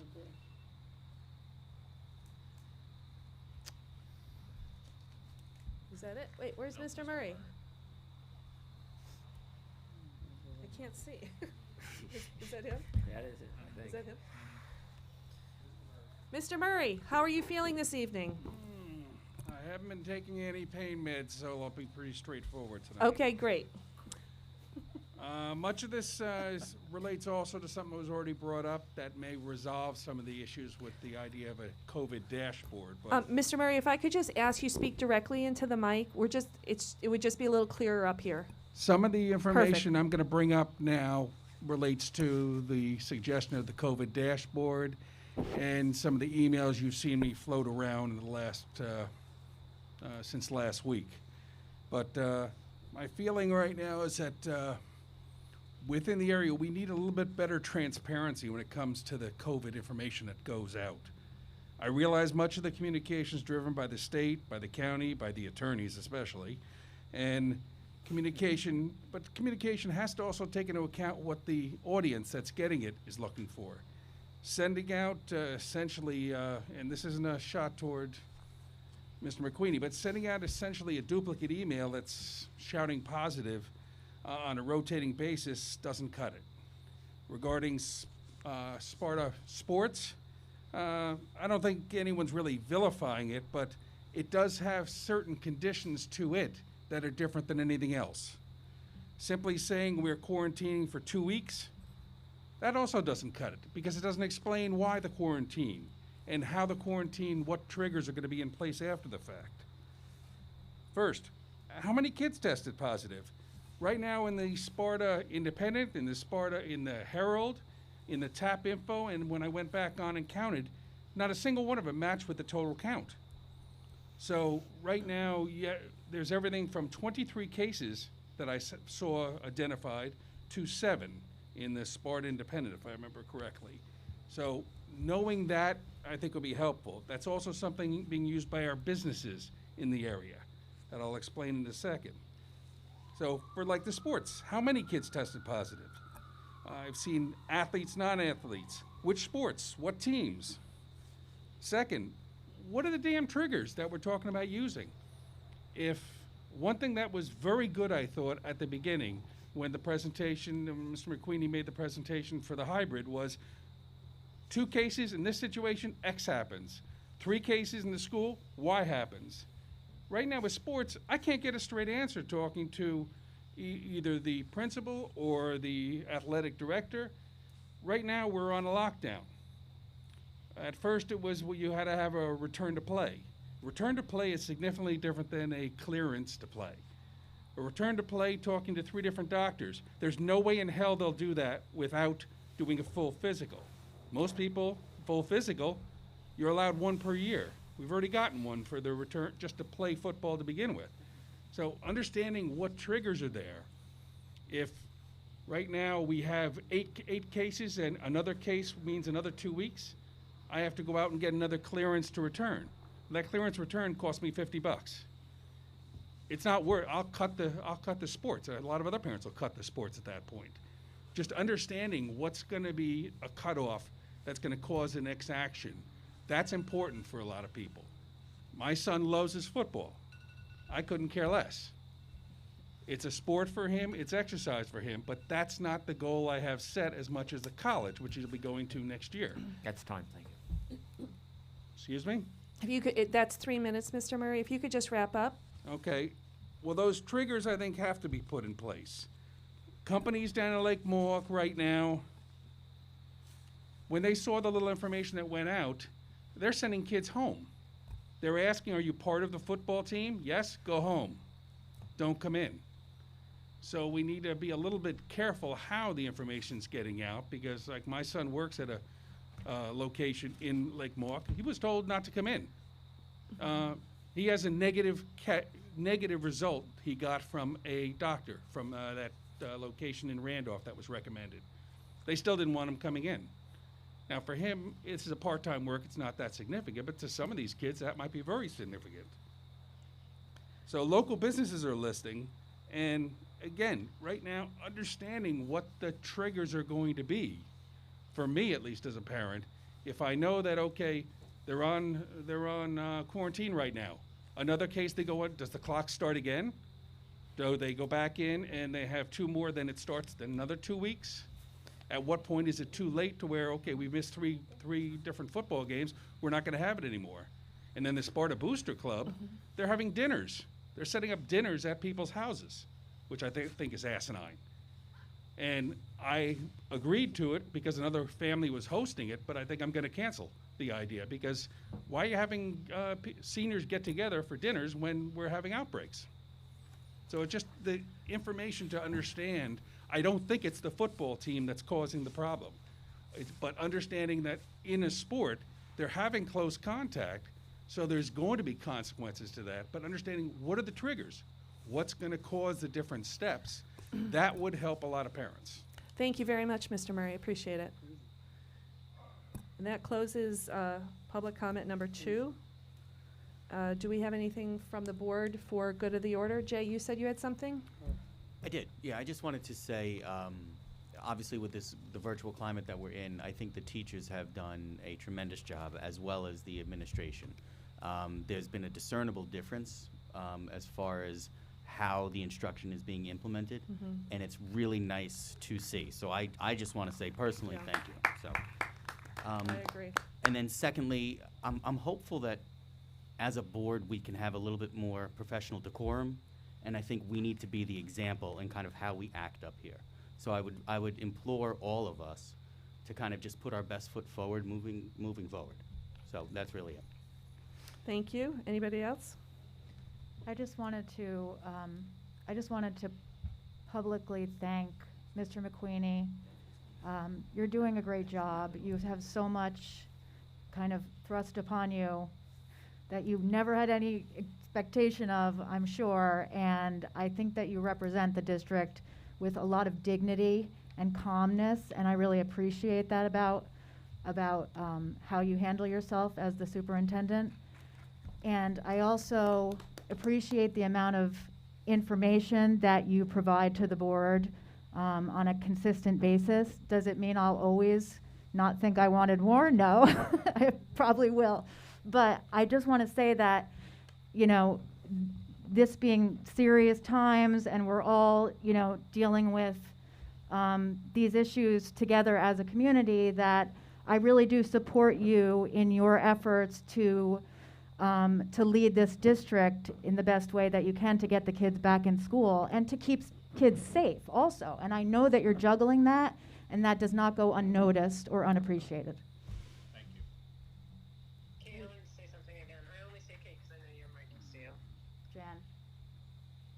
Can you hear Okay, me? yes. Okay, I also wanted to echo a couple of things and just say I especially agree with Jay. I think that's a really good point to make tonight.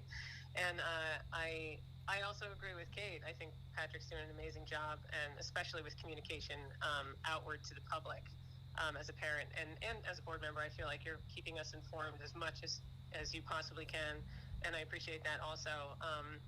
I just also wanted to echo something Joanne said earlier about kind of not making everything so difficult.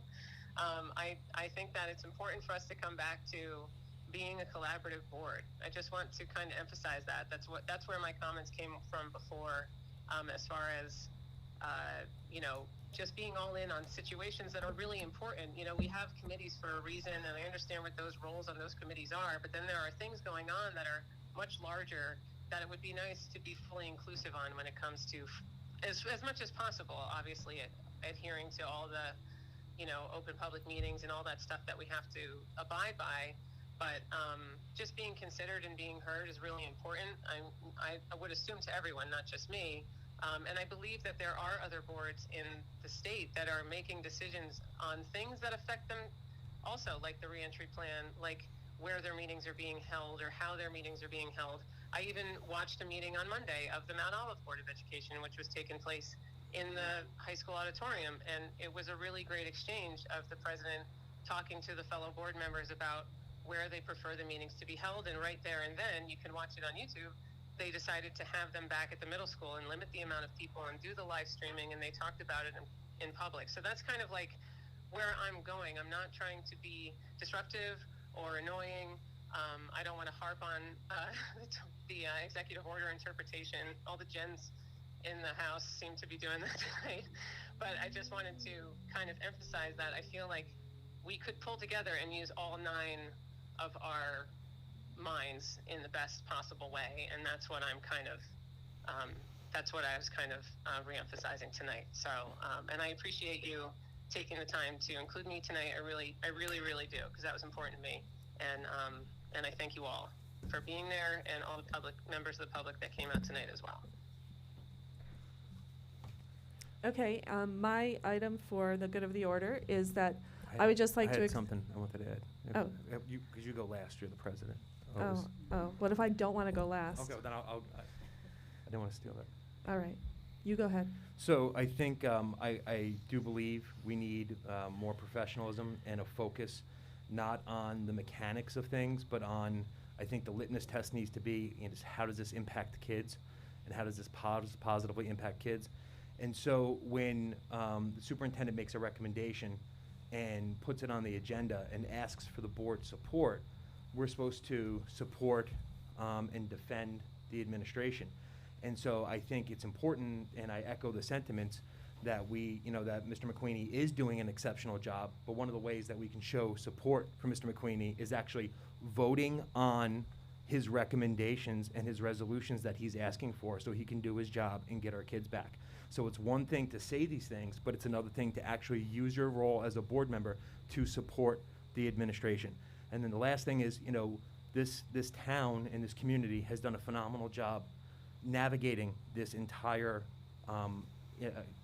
pandemic. This is just a blip, and I look forward to when we're all at the football game on October 9th against Jefferson. Thank you, Dr. Zwicky. Anybody else before I wrap up? Just to tie into what Jen said, I do think a collaborative board is certainly what we would all like.